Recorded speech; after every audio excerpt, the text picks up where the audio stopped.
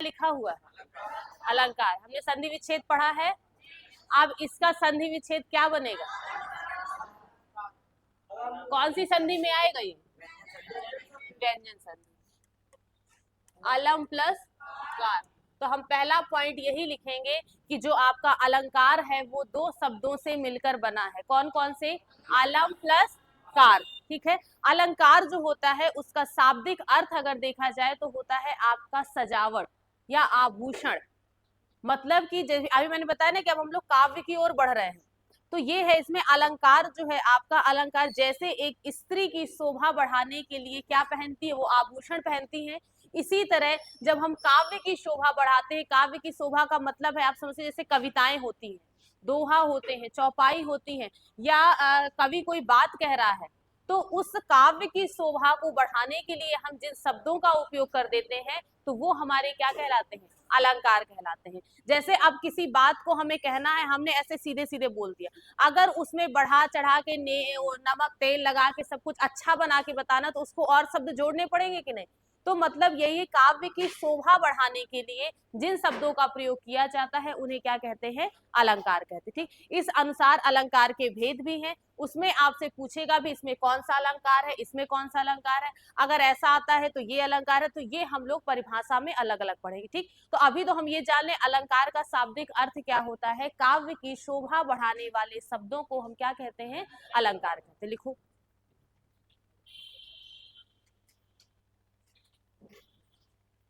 पहले लिख लो अलंकार दो शब्दों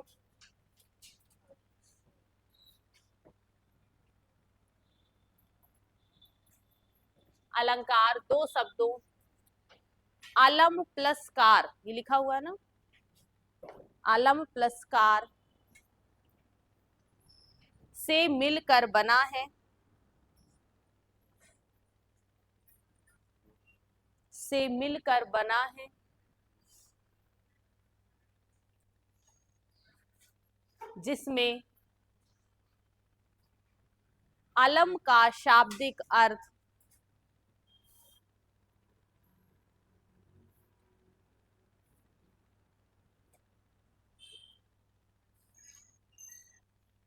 अलम का शाब्दिक अर्थ आभूषण, अलम का शाब्दिक अर्थ आभूषण तथा कार का शाब्दिक अर्थ करने वाला,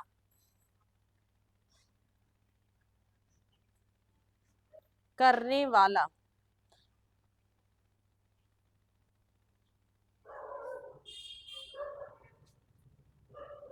होता है।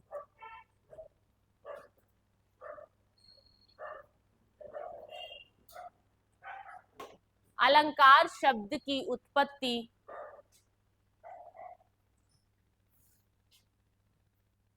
अलंकार शब्द की उत्पत्ति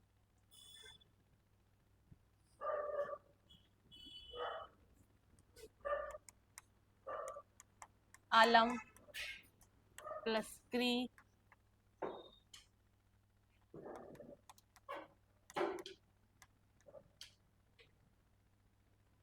अलम प्लस क्री प्लस ध्येय,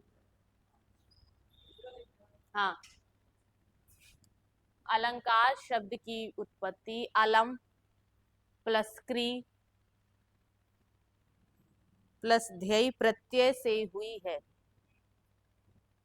आपसे कभी कभी पूछ देगा कि अलंकार में कौन सा प्रत्यय लगा है, तो क्या बताओगे, ध्येय प्रत्यय लगा। अलंकार में कौन सी धातु लगी है, तो क्री धातु है। ठीक है, ये याद रखना, चाहे नीचे लिख लो ऐसे इनके, कि पेपर में पूछ लेता है कभी कभी, इसलिए ये तो इसमें लिखा ही है, ध्येय प्रत्यय है और क्री क्या है इसमें, धातु।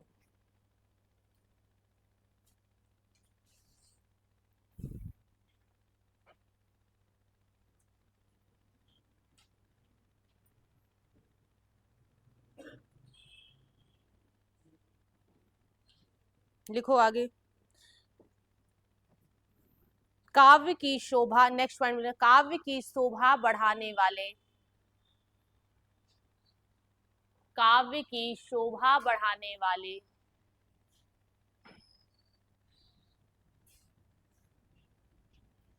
शब्दों को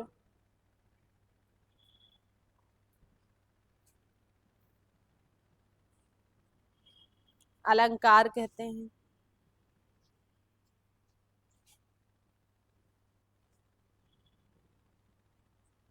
अलंकार शब्द के जनक,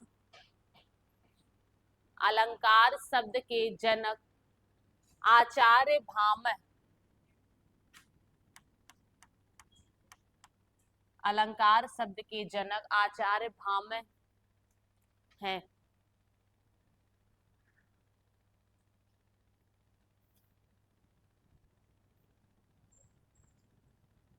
आचार्य भामह।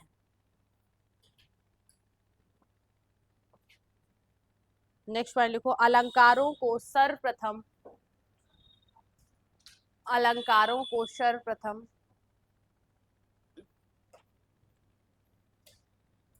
अलंकारों का सर्वप्रथम वैज्ञानिक वर्गीकरण,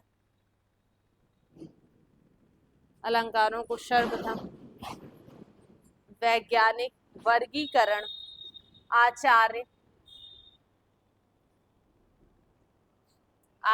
रुद्रट,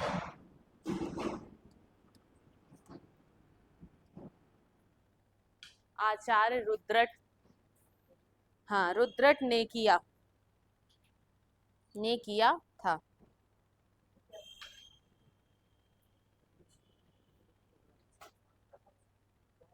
नेक्स्ट पॉइंट लिखो, दंडी के अनुसार, दंडी के अनुसार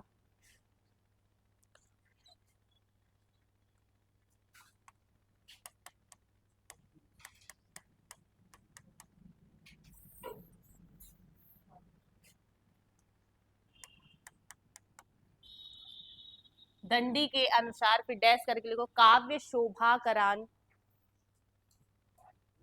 धर्मान, काव्य शोभाकरान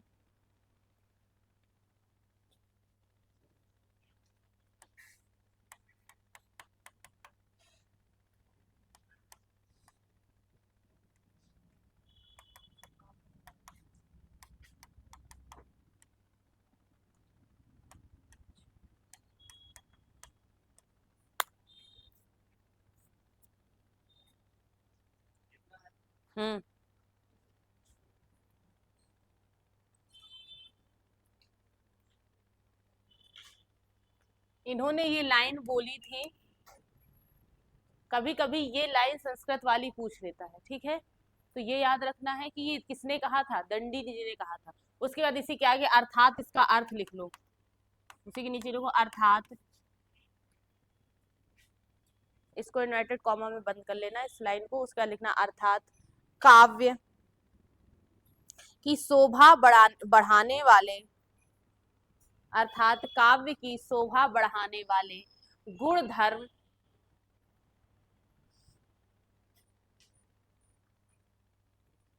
गुण धर्म, अर्थात काव्य की शोभा बढ़ाने वाले गुण धर्म,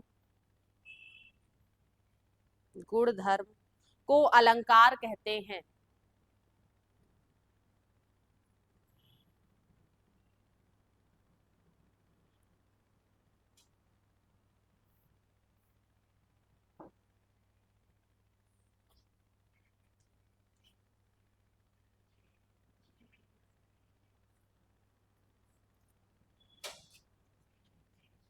ठीक है, तो ये हमारे क्या थे, ये कुछ पॉइंट्स थे तो जो याद रखने हैं, एग्जाम में आ जाते हैं कभी कभी।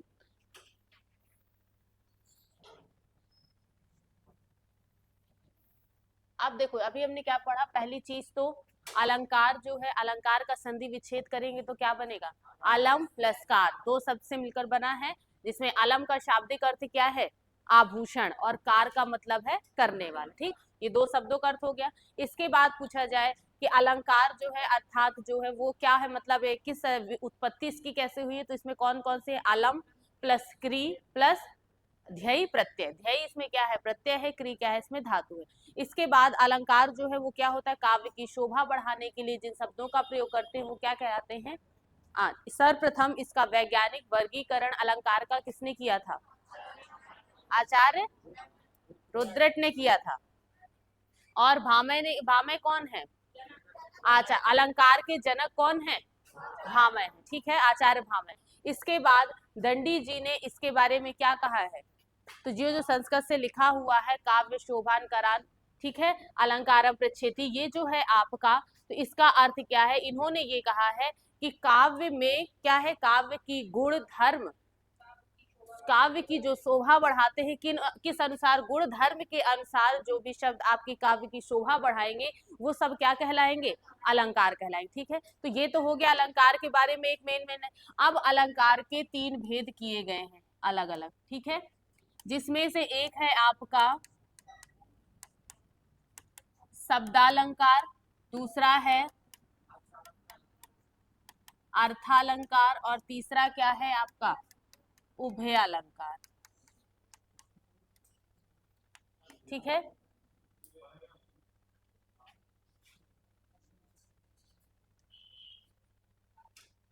अब इसमें जो ये अर्थालंकार है, उभयालंकार, शब्दालंकार, ये क्या है, अलंकार के अलग अलग भेद कर देगा। अभी तो हम सिर्फ अलंकार जान रहे थे कि आखिर अलंकार होते क्या है।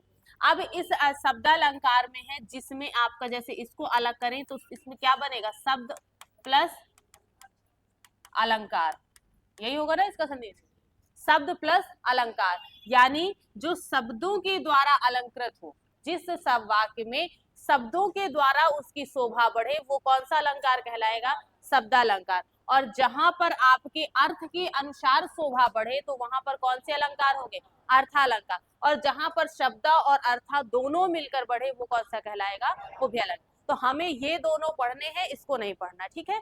इसमें हमें शब्दालंकार पढ़ना है और अर्थालंकार पढ़ना, ठीक। तो इसमें क्या है, शब्दालंकार का मतलब है कि जब हम काव्य की कोई भी वाक्य को लिखेंगे, किसी लाइन को लिखेंगे, कोटेशन को, तो उसमें शब्द के अनुसार हमारे काव्य की शोभा बढ़ेगी। जिसमें से हम गिने, किसी में 2 शब्दों के अनुसार, किसी में 3 शब्दों के, किसी में शब्दों की पुनरावृत्ति के अनुसार, तो वो क्या हो जाएगा, वो भेद हमारा आ जाएगा शब्दालंकार के अंतर्गत। इसके बाद जिसमें हम पढ़ेंगे कि हमें शब्द से मतलब नहीं हो, उसके अर्थ पे जाना है, अर्थ से स्पष्ट होगा, उसके अर्थ में लिखा होगा कि मतलब जैसे जो वाक्य लिखा गया उसको पढ़ोगे और उसका अर्थ निकालने के बाद आपको पता चलेगा कि जो आपका वाक्य लिखा गया है वो दुख भरा है कि हंसी वाला है कि किस चीज के बारे में कह रहा है, तो वो हमारा किस में आएगा, अर्थालंकार में आएगा, ठीक है। तो अब इसके जिस शब्दालंकार, पहले तो अलंकार के 3 भेद हुए, शब्दा, अर्थ और उभया। अब इस शब्दालंकार के भी कुछ भेद हैं, तो अब इनके भेदों को हमें अलग अलग पूरा डिफिनीशन के सहित पढ़ना है, और उसमें ये रखना है कि ये कौन से, जैसे आपका यमक अलंकार हो गया, अनुप्रास हो गया, श्लेष हो गया, तो ये किसके आपके भेद हैं, शब्दालंकार के। कभी कभी पूछ देगा यमक अलंकार किस अलंकार का भेद है, तो क्या बताएंगे, शब्दालंकार। इसी तरह आपके अर्थालंकार में भी कुछ भेद आएंगे, जैसे उपमा है, रूपक है, उत्प्रेक्षा है, तो ये जो अलंकार है वो किसके किस में आएंगे, अर्था में। तो अब इन सब को हम लोग एक एक पढ़ते हैं कि आखिर किसमें क्या कहा गया, ठीक है। तो पहली चीज ये तीनों लिख लीजिए ऐसे।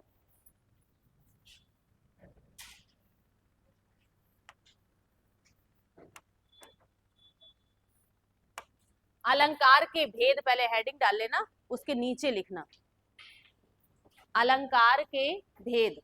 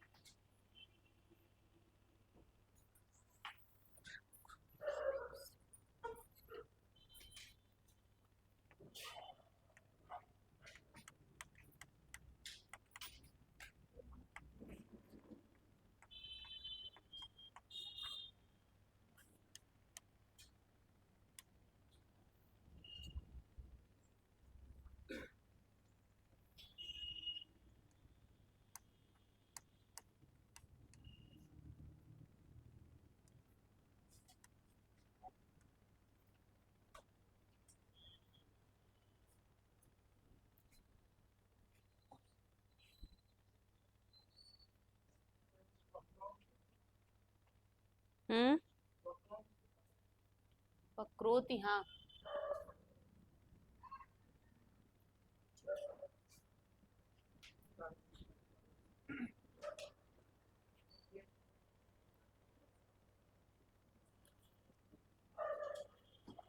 वक्रोति,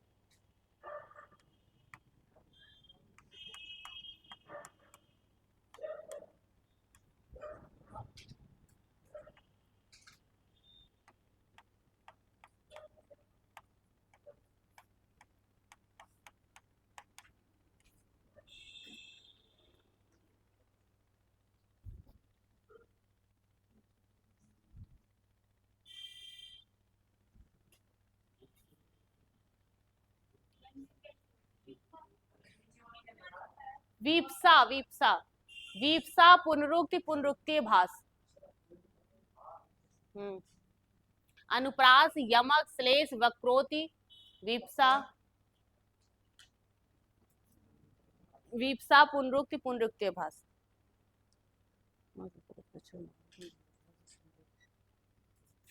इनको भी लिखना हो तो यहीं पे लिख लो।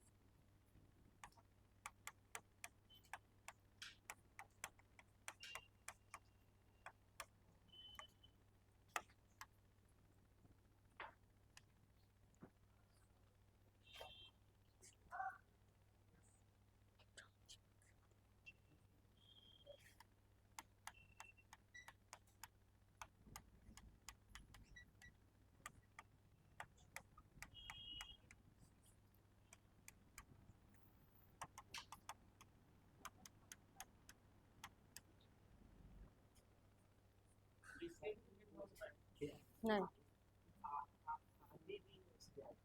हाँ आदि भी, उसकी कोई वो नहीं है, काफी सारे, हमें इतने ही पढ़ने हैं जो मेन। ठीक, सब नहीं पढ़ने, सिर्फ वही भेद लिखवा दिए, इसमें भी सारे नहीं पढ़ने, जो मेन है वही पढ़ने।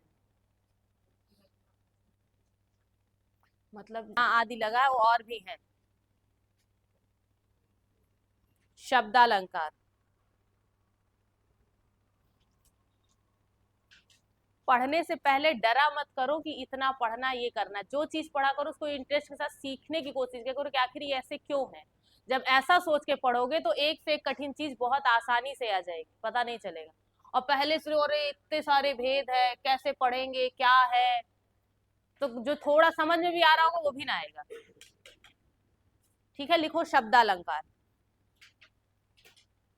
जहां शब्दों के प्रयोग से, जहां शब्दों के प्रयोग से काव्य में, अब देखो हर जगह किसकी बात आ रही है, काव्य बोला जा रहा है।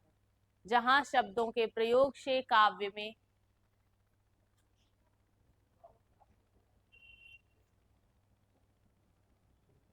चमत्कार उत्पन्न हो,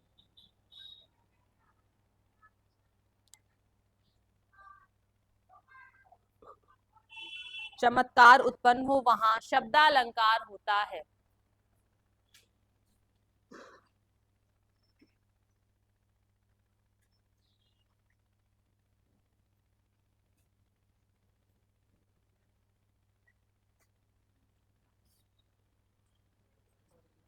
तो शब्दालंकार के कुल 7 भेद है। शब्दालंकार के कुल 7 भेद हैं। नोट्स सब बना रहे हैं कि नहीं बना रहे हैं? मैं 1-2 दिन बाद नोट्स चेक करूंगी पूरी, जिसकी ना कंप्लीट हो कंप्लीट कर लो, क्योंकि लास्ट बचा हुआ है और लास्ट में आते आते अब सबकी कॉपी चेक करनी है मुझे। अब वो किसी भी दिन हो सकती है, इसका कोई टाइम फिक्स नहीं है। लेके आना है, टाइम अभी दे दिया है, 1-2 दिन का समय है। जिसका कंप्लीट नहीं है, छूटा है, फोन सबके पास है, फोटो खींच के ले जाओ, कंप्लीट करो। और जो नहीं समझ में आए उसको पूछ लो बस, लेकिन कॉपी में पूरा लिखा होना चाहिए। लिखो आगे क्या लिखा, शब्दालंकार के कुल 7 भेद हैं।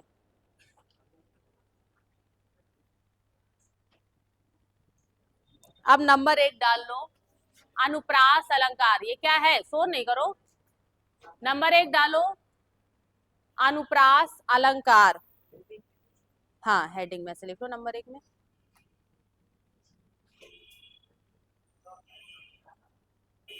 अनुप्रास अलंकार पहली हेडिंग डालो।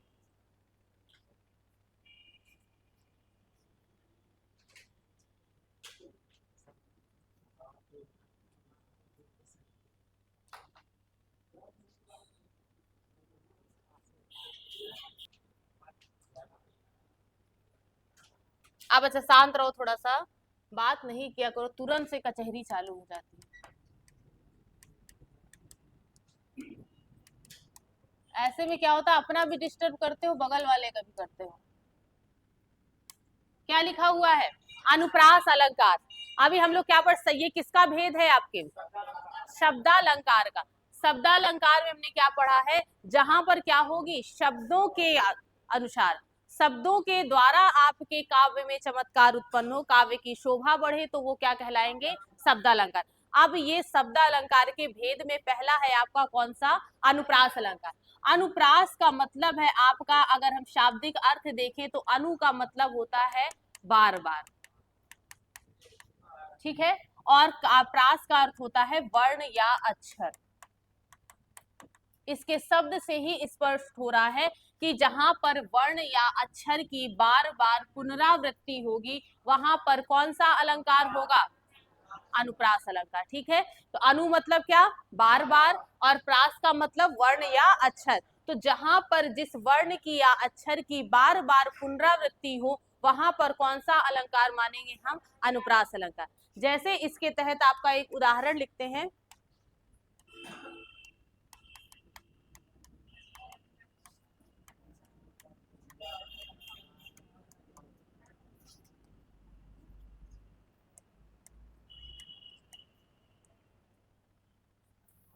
हाँ, अभी इतना ही देखो।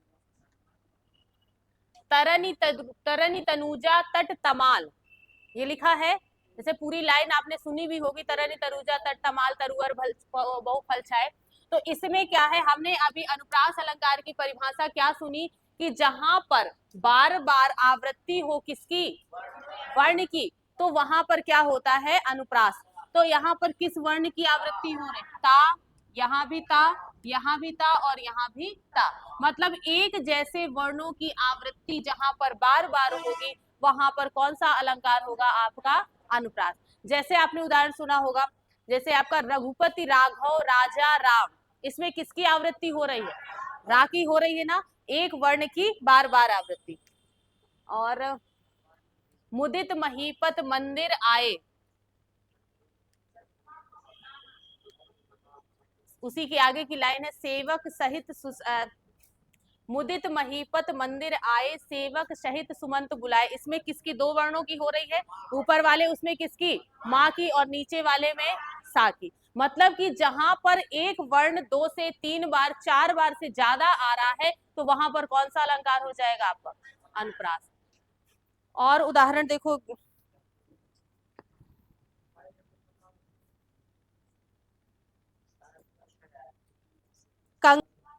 बंदहु गुरुपद पदु परागा, सुरिच सुबास सरस अनुरागा।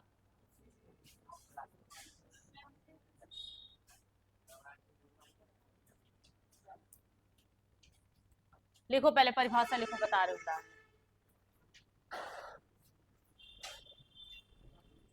पहले ऐसे लिख लेना, नंबर 1 ऐसे पहला पॉइंट लिखना,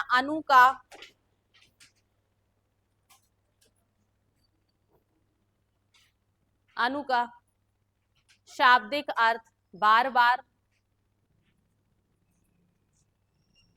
तथा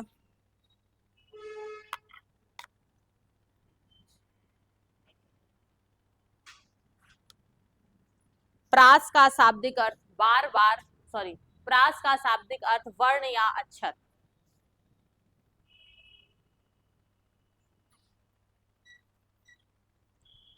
प्रास का शाब्दिक अर्थ वर्ण या अक्षर।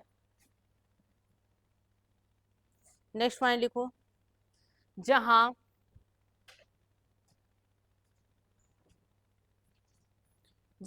एक ही वर्ण या अक्षर की, जहां एक ही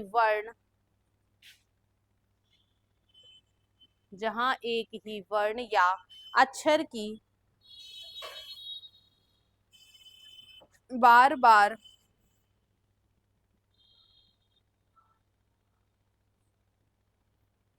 आवृत्ति होती है, वहां अनुप्रास अलंकार होता है।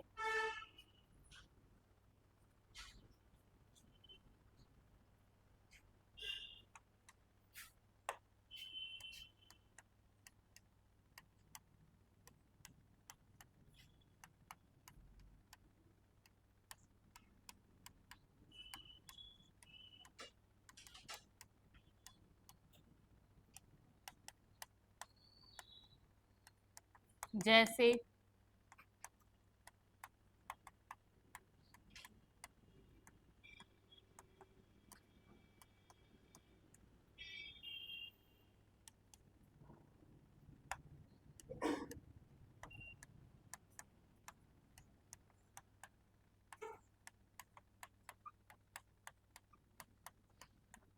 ऊपर वाला लिख लो, तरनी तरूजा, तरनी तनुजा तट तमाल।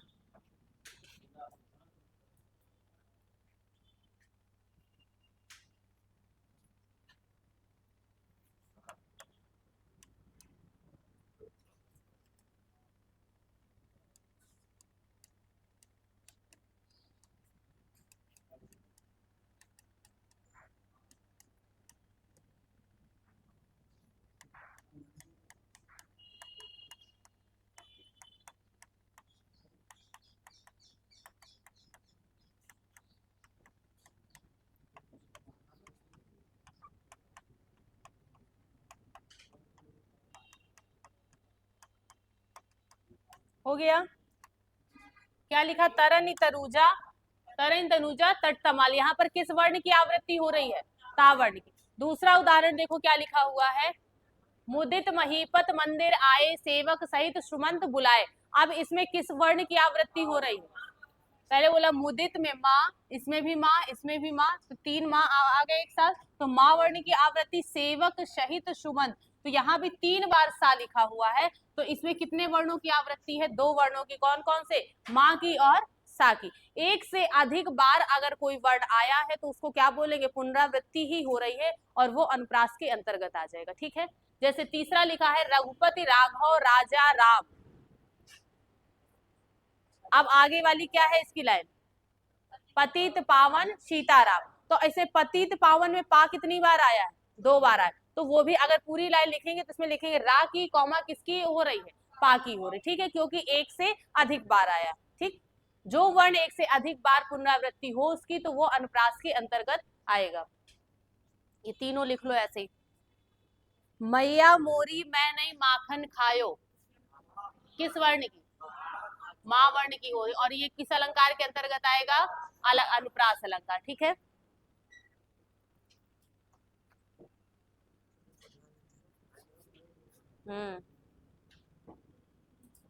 पढ़ लो ठीक से, तो भेद भी पढ़ लो। अभी तक अनुप्रास पढ़ा होगा बस। अनुप्रास अलंकार तो समझ में आ गया ना, जहां पर वर्णों की पुनरावृत्ति होगी वो क्या होगा? आपका अनुप्रास। अब हेडिंग डाल लीजिए, अनुप्रास अलंकार के भेद। इसके 5 भेद होते हैं।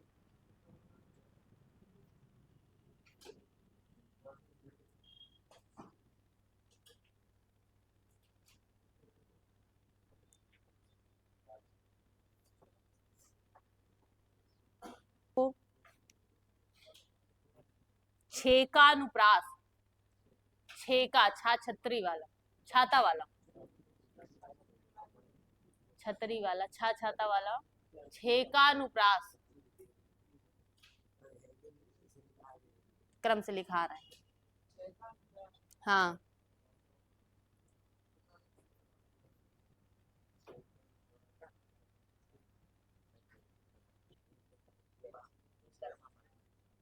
लिखो वृत्यानुप्रास। मुझे पता था क्या बोलोगे इसलिए।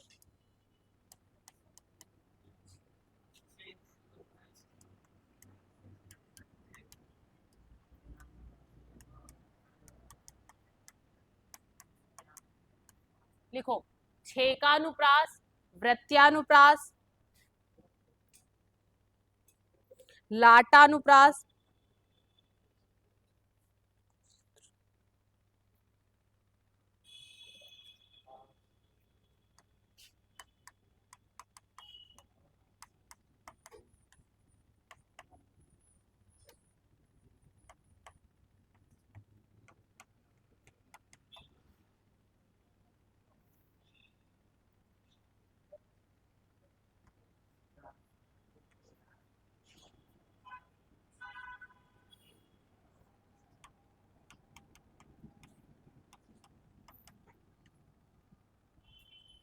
स्रा है वो, श्रुत्यानुप्रास। हाँ,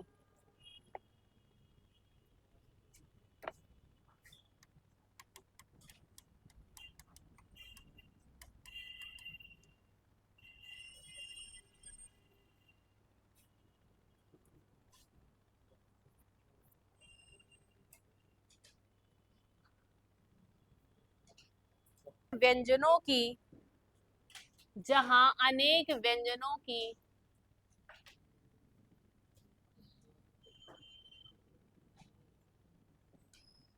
जहां अनेक व्यंजनों की एक बार स्वरूपतः, स्वरूप लिखो और ता के आगे विसर्ग लगा दो, स्वरूपतः व क्रमशः, स्वरूपतः व क्रमशः आवृत्ति हो,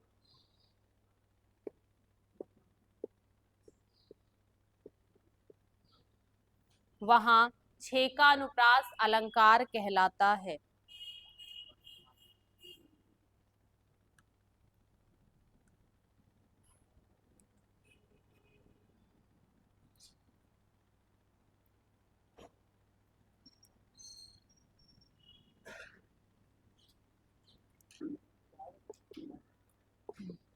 पहले लिखा था ये वाला, बंदहु गुर पद पदु परागा, नहीं लिखा था ना, लिखो बंदऊ,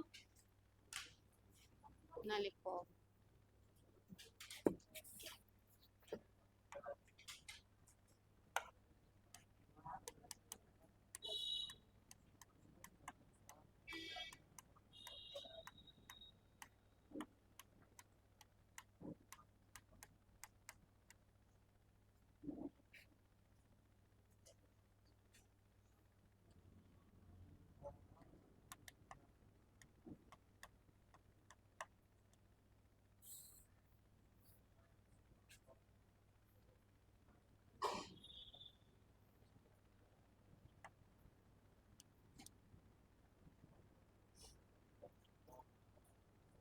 हो गया। इसमें लिखो, पहले इसको समझ लेते हैं। जैसे क्या लिखा है, हमने परिभाषा लिखी है, जहां पर अनेक व्यंजनों की बार क्या हो, पुनरावृत्ति हो, जहां पर अनेक व्यंजन एक से दो बार आएंगे वहां पर क्या हो जाएगा, छेकानुप्रास। और ये भी ध्यान देना है, जहां पर जैसे आपका क्या लिखा है, ये पा लिखा है, पा के बाद क्या लिखा है, दा लिखा है, इसके बाद फिर क्या लिखा है, फिर क्या लिखा है, सेम सेम है ना दोनों, पा के बाद दा यहाँ भी आया है, पा के बाद दा यहाँ भी आया। ऐसे ही वर्ण जहां पर मिल जाएंगे वहां पर आपका छेकानुप्रास हो जाएगा।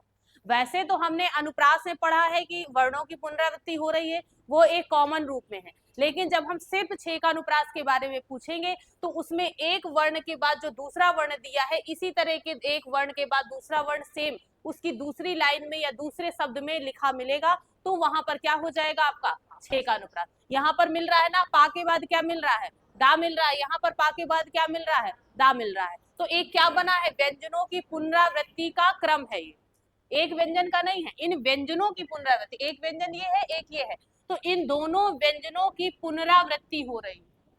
तो जहां पर अनेक व्यंजनों, ये लिखा है ना, जहां पर अनेक व्यंजनों की पुनरावृत्ति होगी वहां पर क्या हो जाएगा आपका छेकानुप्रास। लिखो एक और उदाहरण देखना,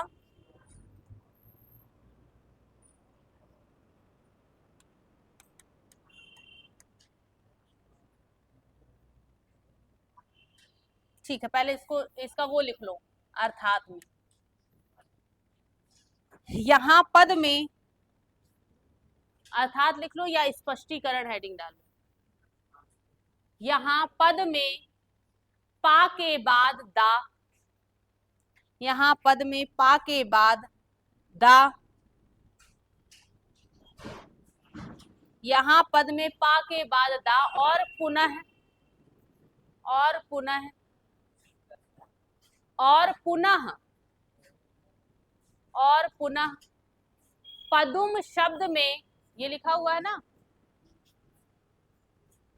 एक बार फिर से रिपीट कर रही हूं, यहाँ पद में पा के बाद दा और पुनः पदुम शब्द में पा के बाद दा और पुनः पदुम शब्द में पा के बाद दा, लिखो आगे, पा के बाद दा क्रम से एक बार, क्रम से एक बार दोहराया गया है, क्रम से एक बार दोहराया गया है। यहाँ पर छेकानुप्रास अलंकार है, क्रम से एक बार दोहराया गया है, यहाँ पर छेकानुप्रास अलंकार है।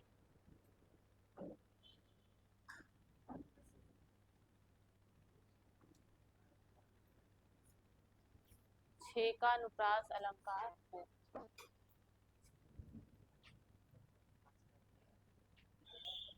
अच्छा, एक उदाहरण और लिखो। कंकन, किंकिन,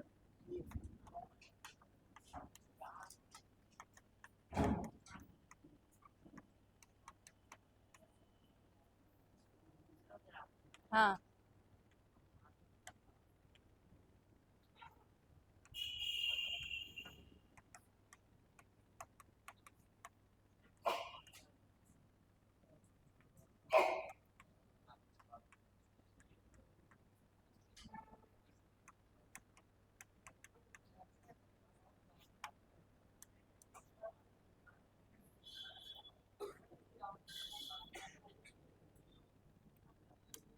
अब इसमें बताओ, ये वाक्य लिखा हुआ है, अब इसमें कौन सा अलंकार में आएगा?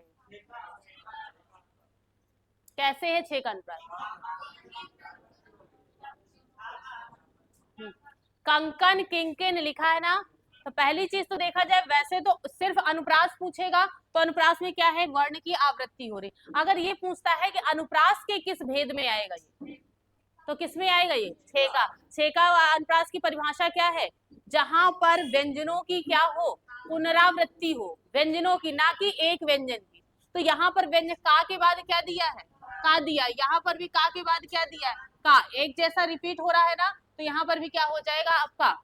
यहाँ पर मात्राओं को नहीं ध्यान देंगे, ठीक है, कि ये क्या, ये क्योंकि मात्राएं जो तो स्वरों की लगी हुई हैं, बाकी ये नहीं कि यहाँ कंग लिखा या की लिखा है, सिर्फ हमें वर्ण देखना है, अक्षर देखना है बस, ठीक। तो यहाँ पर का के बाद क्या है? का है, यहाँ भी का के बाद का है। तो यहाँ पर किस वर्ण की आवृत्ति हो रही है? का वर्ण की।